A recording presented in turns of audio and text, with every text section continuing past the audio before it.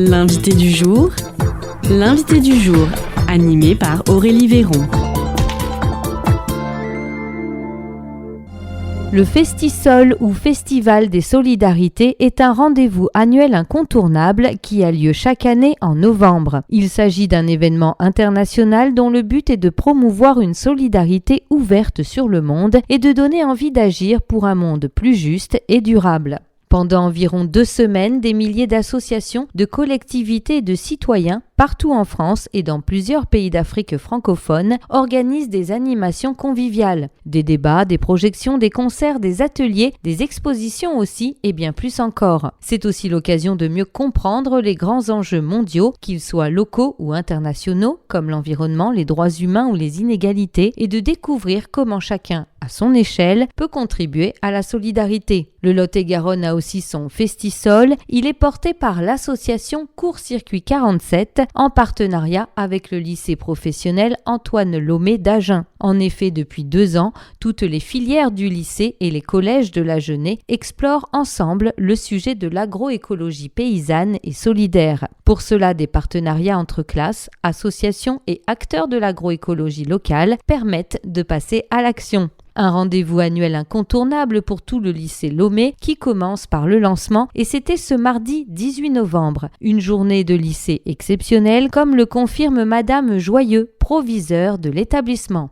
Alors effectivement, c'est une journée exceptionnelle dans le quotidien de Lomé. Cette opération a lieu 1 fois par an sur la semaine du 17 novembre. C'est une journée qui marque l'engagement de mon établissement autour du développement durable, ce qui nous a permis d'obtenir l'année dernière le niveau 3. Le niveau donc expert du label EDD. Cette manifestation qui regroupe différentes associations et beaucoup de personnes invitées qui nous suivent nous permet de prouver que Lomé est engagé dans le développement durable, mais non pas sur des actions ponctuelles, mais que ce travail est l'ADN de Lomé et que cela transpire jusque dans les formations. Savoir le choix de pilotage que je fais, c'est d'engager mes formations au travers de l'EDD, à savoir par le biais de coloration, qui est un terme technique qui justifie que certaines filières sont colorées du type RSE, d'autres sont engagées dans le cinéma, d'autres sont engagées dans ce que l'on appelle Chemsé, habillage, coiffure, esthétique, autour d'un projet très important qui est le projet de Ciné Passion. Et cette journée permet aussi également aux établissements d'Agen et plus particulièrement les collèges de venir découvrir les formations de Lomé d'une part, mais surtout de les découvrir sur l'axe de l'engagement autour du développement durable, sachant que ce travail est déjà fortement engagé dans beaucoup de collèges agenais. Quand on voit le résultat et le bilan des personnes qui ont été invitées, ils sont tous émerveillés du travail qui a été fait. Est-ce qu'on peut féliciter les élèves et féliciter aussi sûrement toute une équipe en fait, parce que sans une équipe soudée, ce travail aurait été vraiment compliqué. Alors ce travail, bien sûr, repose sur une direction commune. C'est un engagement d'une grande partie des équipes qui portent les champs. D'année en année, puisque je suis à ma 3e année au lycée Lomé, d'année en année, le projet s'est développé, s'est épaissi. Toutes les personnes invitées ce jour ont eu, à un moment ou à un autre, une interaction avec le lycée Lomé, comme par exemple, si je prends Monsieur Pélisson, qui travaille à l'agglomération. C'est avec lui, par exemple, que nous avons travaillé l'année dernière le travail autour des poubelles, la création de poubelles pour mettre en place le tri sélectif dans tout l'établissement, petites poubelles que vous avez peut-être pu observer. Voilà, c'est un travail qui a été fait en collaboration avec l'agglo, un travail qui a été fait aussi en collaboration avec l'association Court-Circuit 47 et puis aussi l'association Le Creuset, qui est une association de réinsertion. Voilà. J'essaye systématiquement de mettre à mes côtés tous les acteurs du territoire qui sont engagés sur le développement durable. Voilà. Et tous, quasiment tous aujourd'hui ont répondu présent et ça m'a fait chaud au cœur, surtout pour mes équipes, pour le travail, pour mes élèves. Quand on voit la qualité des prestations des ateliers animés par mes élèves, par le respect qu'ils renvoient, par la qualité du contenu, tout le monde a joué le jeu et c'est un véritable bonheur, quoi. C'est ça, on peut dire que cette nouvelle édition, même si aujourd'hui c'est le lancement du Festisol, on peut dire que c'est encore une édition bien réussie. Oui, tout à fait. Elle est réussie, elle a gagné en épaisseur, elle a gagné en visibilité. Petit à petit, toutes les strates de l'établissement sont touchées. Les élèves sont adorables, jouent le jeu, sont respectueux. C'est aussi l'occasion, c'est aussi une belle occasion que des élèves de section tertiaire rencontrent des élèves qui sont tout au fond de l'établissement, les esthétiques, les coiffeuses. Ça génère de belles rencontres, des fois de l'incompréhension. Enfin, c'est un univers, c'est tout le lycée qui, pour une fois, travaille ensemble, vit ensemble, se côtoie. Et c'est une belle réussite, une belle action. Donc il y aura forcément une nouvelle édition l'année prochaine. L'année prochaine, nous aurons une nouvelle édition que nous allons préparer en juin. Nous allons tirer les conclusions de celle-ci. Nous allons la faire évoluer, la faire grandir. Nous allons voir un petit peu sur quelle dimension. En tout cas, cette année, je voulais que les collèges, dans la 3e édition, je voulais surtout que les collèges Agenais ne soient pas que des visiteurs, mais soient aussi des co-créateurs. Donc à partir de là, le résultat, par l'entremise de beaucoup de personnes,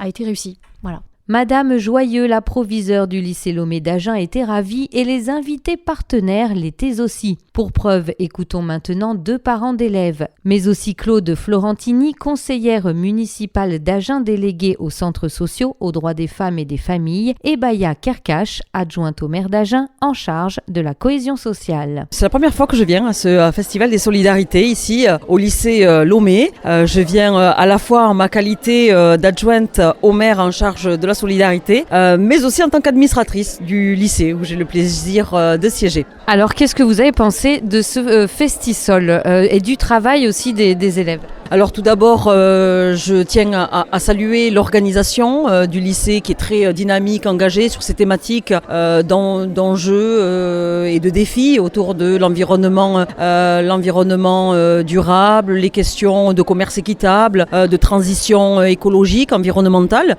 J'ai vu aussi une très forte mobilisation des partenaires associatifs avec lesquels travaille le lycée tout au long de l'année. C'est des mois et des mois de préparation, cette journée. Je veux vraiment saluer à la fois le travail, l'implication des formateurs, des enseignants, de la directrice, de la proviseure, Madame Joyeux, mais aussi de tous les professeurs qui sont engagés pour nous faire découvrir tout au long de la journée des ateliers. Et ces ateliers ont eu la particularité d'être animés par les élèves eux-mêmes. Et en plus, le jeudi 20 novembre, les élèves de collège viendront justement suivre aussi ces ateliers, toujours animés par les élèves. C'est un peu exceptionnel aussi ce concept. Alors c'est vrai, et il y a là un double objectif. D'abord, de sensibiliser les jeunes et les plus jeunes et de manière la plus précoce possible à ces questions environnementales, de transition écologique, et quoi de mieux quand c'est expliqué par d'autres élèves eux-mêmes, puisqu'on sait que souvent les messages entre pairs passent mieux, sont mieux compris et peut-être appréhendés avec plus de compréhension, on va dire, du fait que ce soit transmis par d'autres élèves. Et la deuxième, et que je retiens aussi beaucoup à travers une journée comme celle-ci, c'est que le lycée développe, on va dire, la dimension environnementale, écologique dans toutes ses formations. C'est-à-dire que dans l'utilisation des produits qui sont appliqués dans les filières des TMS, coiffure, esthétique, il y a aussi le choix des produits qui va être fait dans cet esprit-là, que ce soit bien sûr dans la filière commerce où ils vont étudier tout l'aspect du commerce équitable et en quoi est-ce que finalement nos choix du quotidien en tant que consommateurs, en tant qu'acteurs, eh bien, ont une répercussion sur le producteur de l'autre côté du monde, en Équateur ou en Afrique par rapport à la production du cacao par exemple. Donc vous avez appris aujourd'hui de ces élèves ? J'ai appris, vous savez, c'est une génération qui nous donne beaucoup de leçons, je trouve, parce que c'est une génération qui est très engagée sur ces questions-là, environnementales, écologiques, et qui demain, à travers des journées comme celle-ci, peuvent éveiller aussi des choix de parcours, de carrière dans ces classes-là, avec une dimension et vraiment en étant très sensibilisés sur ces questions-là. Et ça, à leur âge, nous ne l'étions pas autant. Claude Florentini, bonjour. Alors, dites-nous, là, qu'est-ce que vous avez fait cet après-midi ? Alors j'ai découvert, j'ai honte parce que moi je plante des semis, mais jamais à la bonne période. Et là j'ai appris les mois, les dates, donc je m'y remets l'année prochaine, promis. Donc c'était un atelier sur la saisonnalité, c'est ça ? Exactement. Alors comment ça s'est passé ? Est-ce que vous trouvez que ces jeunes étaient investis ? Je les ai trouvés investis dans tous les ateliers. Vraiment c'était des moments suspendus où ils sont, comment je pourrais dire, on crée des citoyens engagés. Ils s'interrogent sur l'avenir, sur ce qui nous entoure, sur comment mieux vivre. et partager. Non, vraiment, c'est des moments suspendus. Il n'y a qu'ici que je vois ça. Et puis là, les rôles sont un peu inversés. Ce sont les jeunes qui expliquent, qui gèrent les ateliers auprès des adultes. C'est les jeunes qui m'ont appris, oui. Merci beaucoup. On va maintenant demander l'avis donc de Mathieu Boutet. Vous êtes parent d'élèves, c'est ça? Donc votre enfant était aussi participant à ce Festisol? Non, mon enfant est en stage actuellement, donc voilà, mais vu que je suis représentant des parents d'élèves, je voulais assister à ce Festi Solidarité. C'est la première fois pour moi et c'est vrai que c'est une grande expérience que j'ai vécue. Qu'est-ce que vous ressentez justement de voir ces jeunes aussi investis? Le professionnalisme, les futurs travailleurs qui sont vraiment impliqués dans leur étude, dans leur recherche, ce qu'ils veulent proposer. On a vu des tas de projets très intéressants, que ce soit dans les métiers de spectacle ou même dans les métiers de la coiffure. C'était très très intéressant. On va maintenant recueillir les propos d'Amandine Choisy. Vous êtes aussi représentante des parents d'élèves, c'est bien ça? Pas tout à fait, je suis juste maman. Je suis maman d'une élève de DTMS, diplôme des métiers du spectacle, option technique de l'habillage. Et j'ai participé à deux activités. Alors auprès des élèves de DTMS, on a pu participer à une activité de détachage pour recycler au mieux nos habits. Donc on a appris comment détacher les habits pour qu'ils durent le plus longtemps possible. Et en fait, après, nous avons un peu analysé comment étaient confectionnés les habits et quelle était la démarche qu'on pouvait avoir pour être le plus écologique possible et aussi consommer le plus durablement possible, je pense.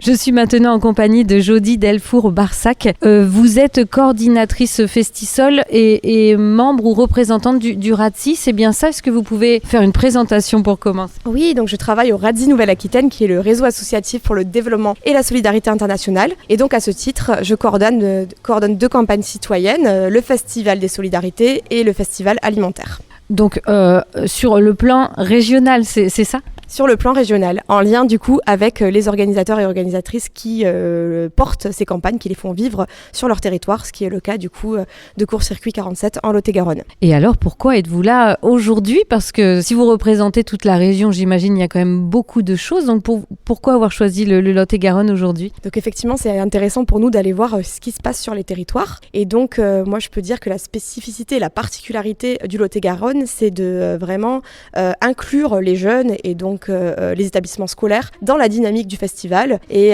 cette démarche de co-construction d'outils pédagogiques pour sensibiliser aux enjeux de solidarité locale et globale est tout à fait pertinente, on l'a vu aujourd'hui. Est-ce qu'il y a des exemples similaires dans la région?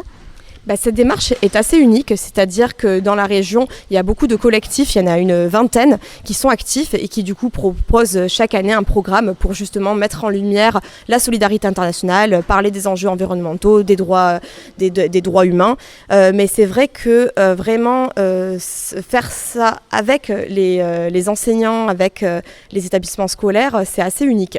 Merci beaucoup. Je vais maintenant me tourner vers Lara. Bonjour Lara. Alors vous êtes ici aujourd'hui au lycée Lomé pour accompagner Jody, mais vous représentez un travail qui a été fait dans le cadre du festival alimentaire. C'est bien ça?